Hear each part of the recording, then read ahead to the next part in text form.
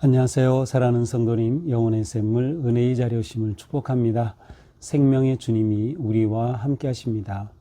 우리와 함께 하시는 주님을 찬양합니다. 기도합시다.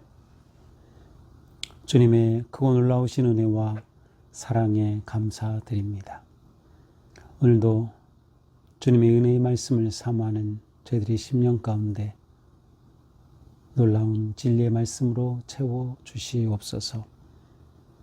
말씀을 통하여 저희들이 하나님을 깨닫게 하시고 하나님의 은혜를 깨닫게 하시고 하나님께서 저희들에게 원하시는 그것이 무엇인지 깨달을 수 있는 마음, 지혜를 허락하여 주시옵소서. 성령님, 오늘도 저희의 마음을 열어주시고 입을 열어주시고 눈을 열어주시고 귀를 열어주셔서 진정으로 진리의 말씀 위에 저희들의 인생이 든든히 세워질 수 있도록 오늘도 생명의 말씀으로 충만하게 하여 주시옵소서. 예수님 이름으로 기도합니다. 아멘. 오늘 말씀은 창세기 3장 1절에서 13절입니다. 그런데 뱀은 여호와 하나님이 지으신 들짐승 중에 가장 간교하니라. 뱀이 여자에게 물어 이르되 하나님이 참으로 너희에게 동산 모든 나무의 열매를 먹지 말라 하시더냐. 여자가 뱀에게 말하되 동산 나무의 열매를 우리가 먹을 수 있으나 동산 중앙에 있는 나무의 열매는 하나님의 말씀에 너희는 먹지도 말고 만지지도 말라 너희가 죽을까 하노라 하셨느니라. 뱀이 여자에게 이르되 너희가 결코 죽지 아니하리라. 너희가 그것을 먹는 날에는 너희 눈이 밝아져 하나님과 같이 되어 선악을 알 줄 하나님이 아심이니라. 여자가 그 나무를 본즉 먹음직도 하고 범직도 하고 지롭게 할 만큼 탐스럽기도 한 나무인지라. 여자가 그 열매를 따먹고 자기와 함께 있는 남편에게 주매 그도 먹은지라. 이에 그들의 눈이 밝아져 자기들이 벗은 줄을 알았고 무화과나무 잎을 엮어 치마로 삼았더라. 그들이 그날 바람이 불 때 동산에 거니시는 여호와의 하나님의 소리를 듣고 아담과 그의 아내가 여호와 하나님의 낯을 피하여 동산 나무 사이에 숨은지라. 여호와 하나님이 아담을 부르시며 그에게 이르시되 네가 어디 있느냐. 이르되 내가 동산에서 하나님의 소리를 듣고 내가 벗었으므로 두려워하여 숨었나이다. 이르시되 누가 너의 벗었음을 네게 알렸느냐. 내가 네게 먹지 말라 명한 그 나무 열매를 네가 먹었느냐. 아담이 이르되 하나님이 주셔서 나와 함께 있게 하신 여자 그가 그 나무 열매를 내게 주므로 내가 먹었나이다. 여호와 하나님이 여자에게 이르시되 네가 어찌하여 이렇게 하였느냐. 여자가 이르되 뱀이 나를 꿰므로 내가 먹었나이다. 아멘. 자, 오늘 말씀은 그 유명한 아담과 하와의 불순종에 관한 말씀. 이 말씀을 보통 그 죄의 기원을 설명하는 데 많이 인용하는 말씀이죠. 자, 어제 말씀에서는 하나님께서 이제 에덴 동산에 아담과 하와를 두신 그러한 내용이 있었어요. 그리고 그 내용 중에 또 보면 선악을 알게 하는 나무 그리고 생명나무를 동산 한가운데 두셨고 하나님께서는 선악을 알게 하는 나무의 열매는 먹지 말라라고 분명히 명령을 하십니다. 그래서 창세기 2장 17절에 보면 선악을 알게 하는 나무의 열매는 먹지 말라. 네가 먹는 날에는 반드시 죽으리라 하셨습니다. 자, 이러한 상황에서 오늘 1절 뱀은 여호와 하나님이 주신 들짐승 가운데 가장 간교한지라 여자에게 물어 이르되 하나님이 참으로 너희에게 동산 모든 나무 열매를 먹지 말라 하시더냐. 자, 뱀이 등장합니다. 뱀이 등장하여서 여자에게 하와죠. 여자에게 묻습니다. 하나님이 참으로 너희에게 동산 모든 나무의 열매를 먹지 말라 하시더냐. 여기서 들짐승은 모든 것들이라는 뜻이에요. 그래서 사실은 모든 것 중에 가장 간교한 뱀입니다. 자, 우리는 여기서 뱀을 실제적으로 이렇게 움직이는 그러한 파충류 동물 뱀으로 그 뱀을 말하는 것일까? 아니면 상징적인 의미일까라고 이렇게 물어볼 수 있는데요. 물론 이것을 그냥 뱀이라고 봐도 상관은 없습니다. 그러나 뱀이라 본다 하더라도 이 뱀이 이러한 일을 하게 된 데에는 뭔가 뱀을 통해 역사하는 힘이 있었다는 것을 우리는 생각해 볼 수 있습니다. 예, 전통적으로 뱀은 곧 사탄, 악의 세력을 의미하죠. 그래서 뱀이 사탄을 상징하는 것으로 보기도 하고, 아니면 사탄이 뱀을 도구로 삼아서 하와에게 접근한 것으로 보기도 합니다. 자, 뱀은 들짐승 모든 것 중에 가장 간교하다 그랬습니다. 이것은 하나님의 말씀, 진리를 왜곡하는 것이죠. 이게 간교함이에요. 하나님의 말씀을 말씀대로 보지 못하고 그것을 왜곡하고 그 속에 담긴 하나님의 뜻을 거역하게 하는 것이죠. 자, 뱀의 물음이 무엇이죠? 하나님이 참으로 너에게 동산 모든 나무의 열매를 먹지 말라 하시더냐? 동산 모든 나무의 열매를 먹지 말라 하시더냐? 하나님은 이렇게 말씀하셨죠. 오히려 거꾸로 말씀하셨어요. 동산 나무의 모든 나무는 먹을 수 있다는 거죠. 그러나 단 하나 선악을 알게 하는 나무의 열매는 먹지 말라. 그러니까 뱀은 하나님의 말씀을 부정적인 눈으로 보게 만드는 거예요. 모든 것을 먹지 말라고 하셨냐를 하는 거죠. 하나님은 선악을 알게 하는 나무 열매 외에는 모든 것을 먹을 수 있음을 말씀하셨어요. 그러나 부정적으로 모든 것을 먹지 말라 하시더냐? 라고 묻습니다. 왜곡적인 물음이에요. 그러자 여자가 뱀에게 말하죠. 동산 나무의 열매를 우리가 먹을 수 있으나, 동산 나무의 모든 열매를 먹을 수 있지만 동산 중앙에 있는 나무의 열매는 하나님 말씀에 먹지도 말고 만지지도 말라 너희가 죽을까 하노라 하셨다. 자, 여기에서 여자의 대답 속에도 하나님의 말씀에 대한 왜곡이 담겨 있어요. 자, 하나님은 뭐라고 하셨어요? 먹는 날에는 정령 죽으리라. 이것이 하나님의 말씀이에요. 자, 어떻게 되면 먹지 말라. 먹는 날에는 죽으리라. 근데 여자는 뭐라고 해요? 먹지도 말고 만지지도 말라. 만지지도 말라라는 말을 추가했어요. 너희가 죽을까 하노라? 아니죠. 반드시 죽으리라고 하셨어요. 죽을까 하노라? 아니죠. 하나님의 말씀을 왜곡한 것을 볼 수 있어요. 하와는 하나님께서는 모든 것을 허락하셨지만 그 맛인 하나, 이 부정의 하나에 집중하면서 그것에 대한 하나님의 말씀을 왜곡하고 추가했던 것이죠. 결국 하나님의 말씀을 그대로 받아들이지 않은 겁니다. 그때 뱀이 말하죠. 너희가 결코 죽지 않으리라. 자, 하나님은 반드시 죽을 것이라고 하셨어요. 그런데 뱀은 아니야, 너희 안 죽어 라고 말하는 것이죠. 이렇게 함으로써 이 여자에게 정말 죽지 않는다고? 그러면 저거 먹을 수도 있는 것 아니야 라는 그러한 의심의 마음을 일으키는 것이죠. 너희가 그것을 먹는 날에는 너희 눈이 밝아져 하나님과 같이 되어 선악을 알 줄 하나님이 아심이니라. 자, 하나님께서 이거 먹지 말라고 했지? 그 이유는 너희가 그거 먹으면 너희도 선악을 알게 될 거라고 하나님이 그것을 아셨기 때문에 너희 먹지 못하게 한 거야. 그러니까 너희가 먹으면 너희가 선악을 알게 되는 거지 라고 말한 겁니다. 자, 이것이 문제죠. 너희 눈이 밝아져 하나님과 같이 되어 이 핵심은 뭐예요? 교만입니다.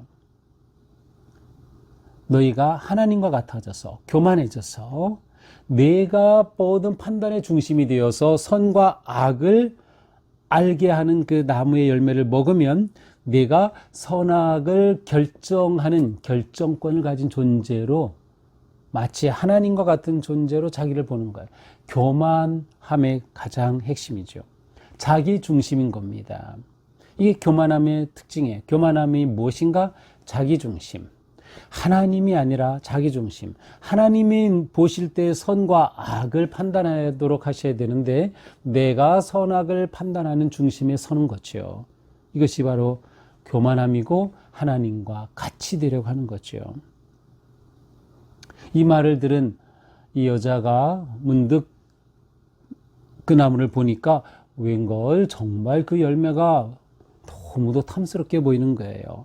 먹음직도 하고 보암직도 하고 지혜롭게 할 만큼 탐스럽기도 한 나무인지라.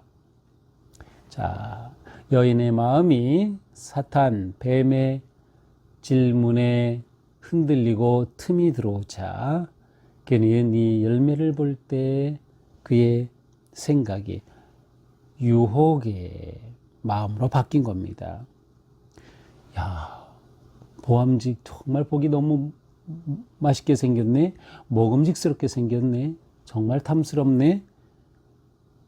하면서 그 속에 하나님이 금하신 것에 대한 유혹이 일어난 것입니다. 이 여자는 그 유혹을 이기지 못했어요.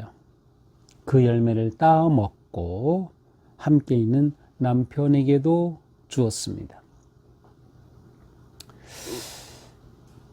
자, 우리는 이 여인이 이 유혹을 이기지 못하고 따먹고 남편에게 준 이 사건이 마치 그 마태복음에 나오는 예수님께서 시험을 받으실 때 금식하시고 굶주리셨을 때 돌을 빵으로 만들어라 라고 하신 그 능력이 있음에도 불구하고 그 사탄의 유혹을 거절하신 것과 어떻게 보면 좀 대조적으로 볼 수 있어요.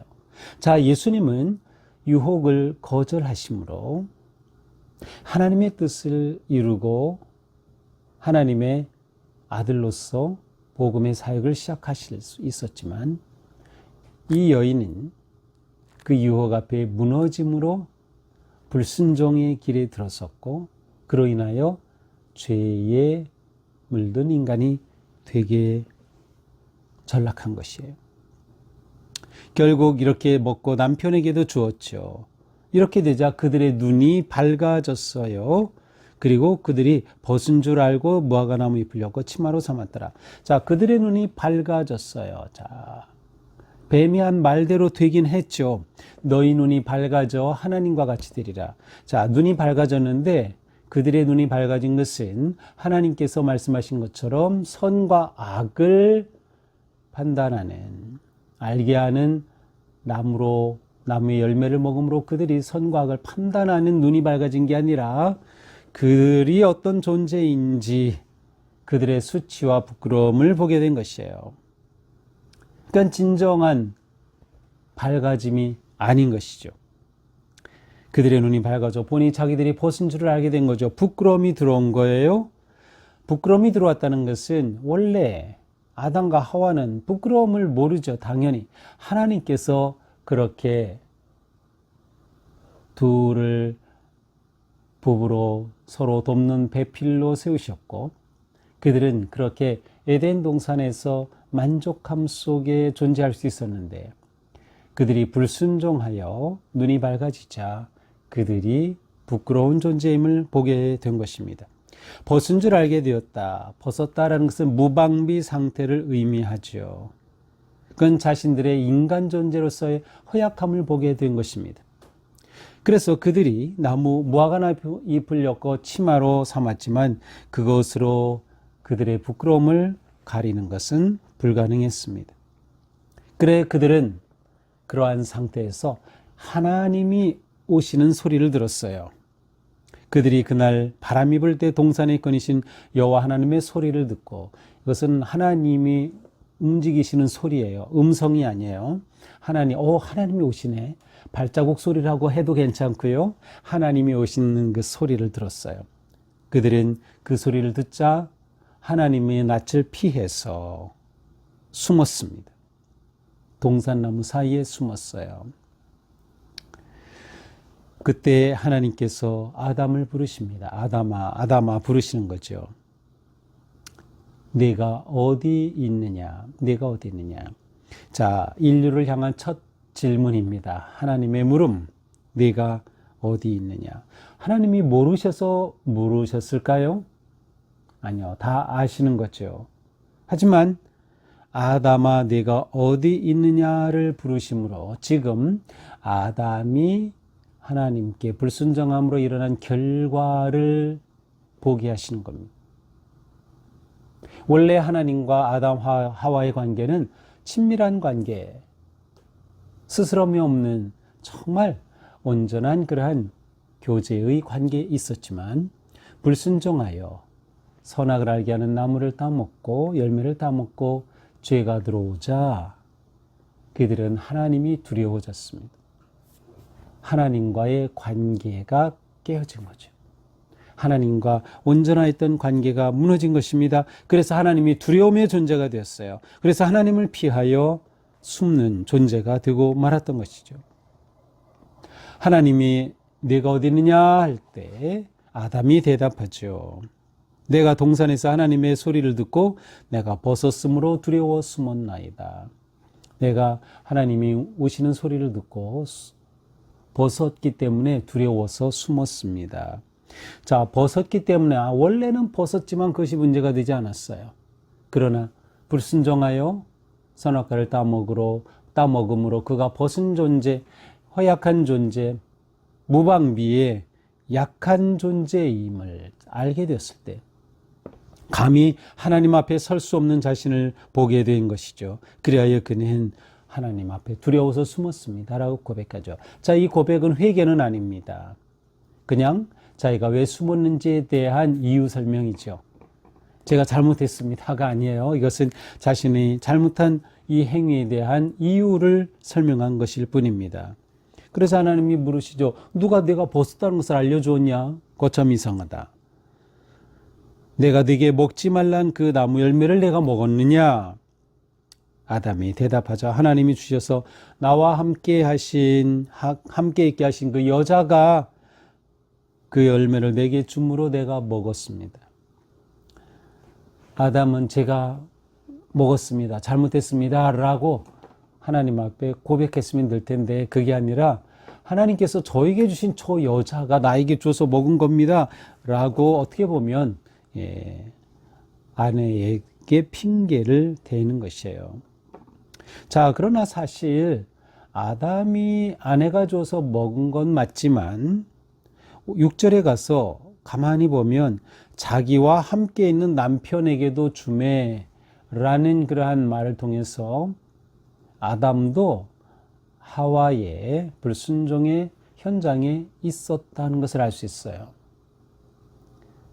하와 혼자만 있었던 것이 아니고 아담도 함께 있었어요. 그리고 단지 하와가 먼저 따먹고 아담에게 주었을 뿐이죠.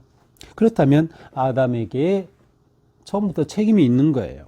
그러나 아담은 자기에게 주신 저 여자가 줘서 제가 먹었습니다. 일종의 핑계를 댑니다. 탓하는 것이죠. 그러자 하나님이 여자에게 물으시죠. 내가 어찌하여 이렇게 하느냐? 그러자 여자가 말하죠.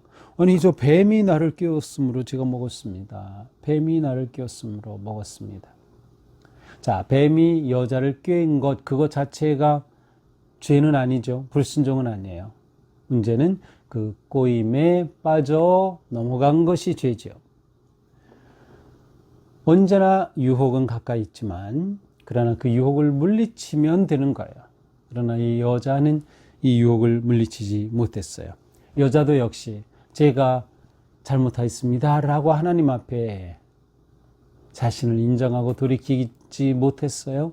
그도 역시 하나님께서 만든 뱀으로 인해 제가 이렇게 됐습니다 라고 핑계를 대고 말았습니다. 어떠한 죄도 핑계로서는 해결될 수 없습니다. 어떠한 죄도 핑계로서는 해결될 수 없다. 그러므로 아담과 하와의 이 문제는 해결되지 못한 것이에요. 그들은 하나님 앞에 불순종하였고 불순종의 죄가 그들 가운데 들어오게 된 것이죠. 결국 그들은 하나님 앞에 용서받지 못하게 됩니다. 이제 내일 본문에서 보겠지만 뱀 하나님으로부터 저주받고 아담과 하와는 또한 추방되는 그러한 그들의 죄의 대가를 받게 되는 것이죠. 결국 이렇게 불순종을 통하여서 관계가 다 깨어지는 겁니다. 아담과 하와의 관계도 깨어지고 하나님과의 관계도 깨어지죠. 또 내일 본문에서도 보지만 자연과의 관계도 깨어지는 것이에요. 죄의 결과는 관계 단절입니다. 그런데 가장 중요한 것은 뭐예요? 하나님과의 관계 단절이죠. 하나님께서 내가 반드시 죽을 것이다 라는 것은 뭐예요? 하나님과의 관계 단절을 의미하는 것이었어요. 비록 육체의 생명은 보존하고 있지만 하나님과의 관계가 끊어진다면 그것은 죽음과 마찬가지예요. 그러므로 뱀이 말했던 아니다 너희가 아니야 죽지 않는다. 그것은 거짓이죠. 죽지 않은 것이 아니라 비록 그들의 몸은 살아있었지만 하나님과의 관계가 끊어짐으로 생명이 끊어진 것과 같은 죽은 존재가 되고 말았던 것임을 우리는 볼 수 있습니다.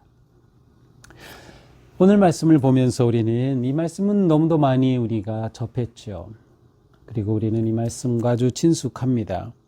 하지만 오늘 우리는 다시 이 말씀에 나온 하나님의 인류를 향한 첫 번째 부름을 생각해 보게 됩니다. 내가 어디 있느냐?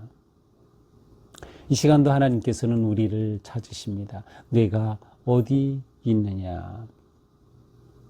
우리는 하나님 앞에 어떻게 응답할까요? 탓을 할까요? 핑계를 댈까요? 이유를 댈까요? 아니죠. 하나님이 내 가슴에 내가 어디 있느냐를 하고 두드리신다면 하나님, 제가 여기 있습니다. 제가 잘못했습니다. 제가 불순종하였습니다. 하나님 앞에 내 모습을 그대로 드러내놓고 무릎 꿇어 회개하는 그러한 태도와 마음을 가질 때 진정한 회복의 기회가 열리게 될 것입니다. 자, 이렇게 하와가 또 그리고 아담이 죄에 빠지게 된 그 과정을 보면서 우리는 하나님의 말씀을 진리로 붙잡고 그 말씀으로 모든 유혹을 이겨야 한다라는 것을 보게 됩니다. 하와가 뱀이 유혹했을 때 아니야 무슨 소리 하나님께서는 반드시 죽는다고 하셨어 라고 단호하게 거절했어야 했죠. 그러나 그는 하나님의 말씀을 꼭 붙잡지 못했던 것이에요. 하나님의 말씀은 단지 의견이 아닙니다. 하나님의 말씀은 우리에게 주신 정확한 명령입니다. 그러므로 하나님의 말씀에 대한 의심을 버려야 돼요. 하와는 하나님의 말씀 자체를 의심하게 된 거죠. 반드시 죽는다고 했는데 정말 사탄이 뱀이 죽지 않아. 눈이 밝아져서 너희도 선과 악을 알게 하는 그러한 존재가 될까 봐 하나님과 같은 존재가 될까 봐 그런 거야 라는 꼬임에 넘어가고 말았던 것이에요. 하와는 하나님의 말씀을 내 생각으로 바꾼 거죠. 오해한 거죠. 아, 그럴까? 하나님의 말씀은 이런 걸 거야. 아닙니다. 하나님의 말씀은 하나님의 말씀이에요. 하나님의 말씀을 내 중심으로 바꿨다는 것은 뭐예요? 하와가 본이 보암직하고 먹음직하고 탐스러운 거예요. 내가 볼 때, 내 눈에, 내 관점에, 내 생각으로 볼 때 아니에요. 그것이 문제였어요. 하나님께서 주신 말씀 그대로 하나님의 눈으로 봐야 되고 하나님의 마음으로 봐야 되죠. 내 중심이 될 때 교만의 빈틈이 열리는 겁니다. 바로 죄는 그 교만의 빈틈을 통해 들어오게 되는 것이죠. 그러므로 우리는 하나님의 말씀을 받을 때마다 이것을 진정한 진리의 말씀으로 굳게 믿고 그 말씀 붙잡음으로 유혹을 이겨내는 그러한 삶을 살아야 하는 것이죠. 우리는 또한 살아가면서 하와 같이 또 아담 같이 많은 유혹과 또 어려움을 당하게 될 것입니다. 때로는 먹음직스럽게 보이기도 하고 때로는 보암직스럽게 보이기도 하고 때로는 정말 탐스럽게 보이기도 할 것입니다. 그러나 우리가 나 중심에 빠져서 내 욕심이 나타나기 시작하면 우리는 내 욕심과 탐욕에 의해 무너지게 되고 말 것입니다. 중요한 것은 무엇이에요? 순종으로 탐심을 이기자. 순종으로 유혹을 이기자라는 거예요. 그래서 우리가 매일 묵상을 하면서 하나님의 말씀을 내 가슴에 새기는 것이죠. 진리의 말씀을 다지는 것이죠. 그때 우리는 그 말씀 붙잡고 오직 순종함으로 모든 유혹을 넘어서게 되는 것이죠. 오늘 하루 사는 동안에도 사탄은 우리에게 여러 가지로 유혹할 것입니다. 보는 것으로, 먹는 것으로, 만지는 것으로, 또 때로는 우리 안에 수치심을 일으키고 불안을 일으키고 두려움을 일으키면서 우리를 유혹할 것입니다. 그때 우리는 오직 진리의 말씀을 붙잡고 순종의 길을 선택해야 하는 것이죠. 죄는 모든 관계를 파괴합니다. 그러므로 우리는 끊임없이 하나님 앞에 회개의 삶을 살아야 되는 거예요. 우리 가운데 누가 완전한 사람이 있겠어요? 누구나 다 죄 가운데 빠지죠. 그러나 예수 그리스도의 십자가의 은혜로 죄와 죄의 권세로부터 우리를 자유케 하셨으므로 우리는 그 은혜 안에서 살며 매일매일 회개의 기도와 회개의 삶을 통해서 이 구원의 진리의 생명의 길을 놓치지 않고 걸어가야 할 것입니다. 오늘도 하나님의 음성 앞에 우리가 서서 이 음성이 내게 매일매일 주시는 그러한 경고의 메시지, 때로는 격려의 메시지, 때로는 사랑의 메시지, 은혜의 메시지가 될 것입니다. 오늘 주님께서 내게 주시는 음성은 무엇입니까? 하나님이 나를 찾으신다, 나를 원하신다. 우리는 기꺼이 하나님 앞에 우리의 모습 이대로 내어드리며 하나님께 내 삶을 믿음으로 드리며 헌신할 수 있는 그런 복된 하루가 될 수 있기를 축복합니다. 기도합시다. 주님,